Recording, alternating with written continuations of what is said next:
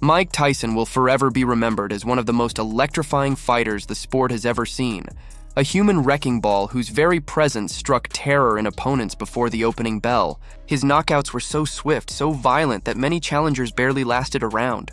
Yet behind the aura of invincibility, there were moments when even Iron Mike looked vulnerable, pushed to the brink of defeat by men willing to stand toe-to-toe with him. And it was in those moments, when victory nearly slipped through his fingers, that Tyson revealed what made him truly legendary: the unrelenting will to fight back. In 1990, at the peak of his career, Tyson was shockingly dismantled by Buster Douglas, a boxer few believed belonged in the same ring. Douglas landed the uppercut of a lifetime, sending the seemingly unbeatable champion crashing to the canvas. It was pandemonium, the myth of Tyson's invincibility shattered in an instant. But boxing never waits long to present a new challenger, and Donovan "Razor" Ruddock soon emerged as the man destined to finish what Douglas had started. With explosive power in both hands, Ruddock was considered the most dangerous puncher of his era, a man who believed Tyson was the final obstacle to his own immortality. The buildup was electric.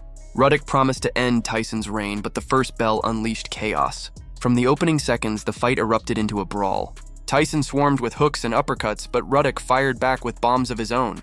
The crowd roared as both men absorbed punishment. For a moment, the unthinkable seemed possible.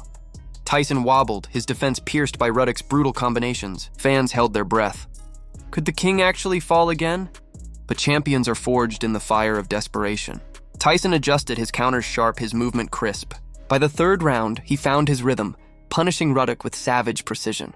Then, in the seventh, with Ruddock surging and the tide threatening to turn, Tyson detonated a vicious flurry that forced the referee to intervene. The fight was over. Razor Ruddock had pushed him to the edge, but Tyson had once again clawed his way back to remind the world why he wore the crown.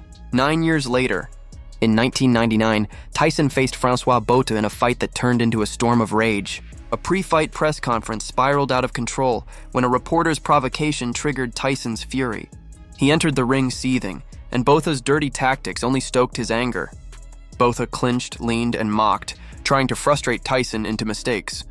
At one point, Tyson, consumed by rage, attempted to break his opponent's arm, a move that nearly led to disqualification. For a few rounds, Botha's plan seemed to work. He boxed smartly, landed jabs, and even made Tyson miss wildly. But anger, when harnessed, can be deadly. In the fifth round, Tyson's fury crystallized into focus. He slipped a jab, launched a thunderous right hand, and sent Botha collapsing to the canvas.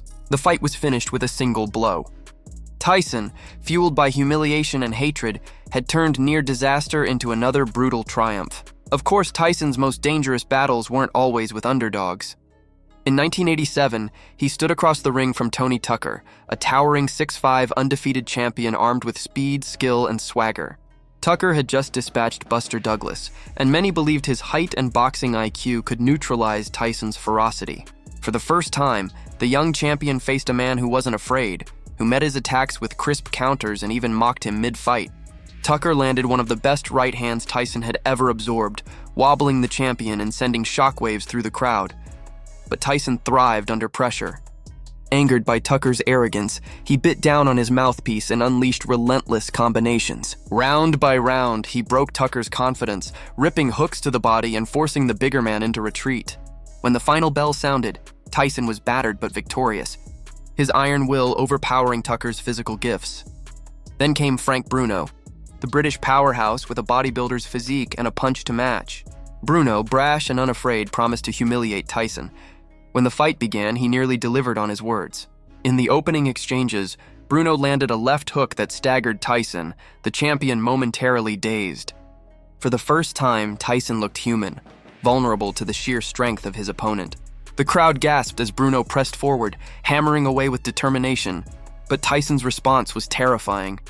Shaking off the cobwebs, he launched a barrage of hooks and uppercuts, overwhelming Bruno with speed and savagery. By the fifth round, the referee had seen enough. Tyson's fists pummeled Bruno into submission, his muscles no match for Iron Mike's fury. The message was clear. Tyson was more than just a knockout artist. He was a predator who thrived when cornered. Not every rival came from the world stage. In 1986, Tyson faced Mitch Green, a brash New York street fighter who taunted him relentlessly. Green promised to kill Tyson in the ring, mocking his appearance and his talent. Tyson, typically quiet outside the ropes, let his fists answer.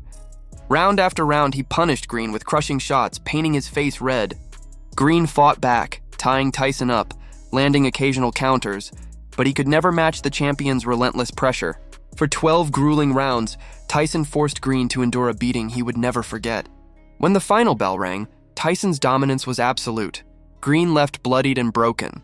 What all these moments proved was that Tyson's legacy wasn't built solely on quick knockouts. His greatness was defined by what he did when tested, when opponents dared to push him beyond the brink.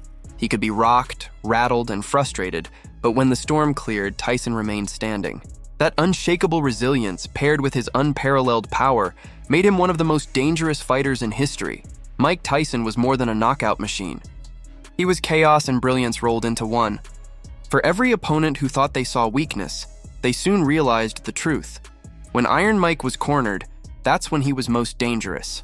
And in those fights where defeat hovered close, he showed the world why he will always be remembered as the most feared heavyweight of his time.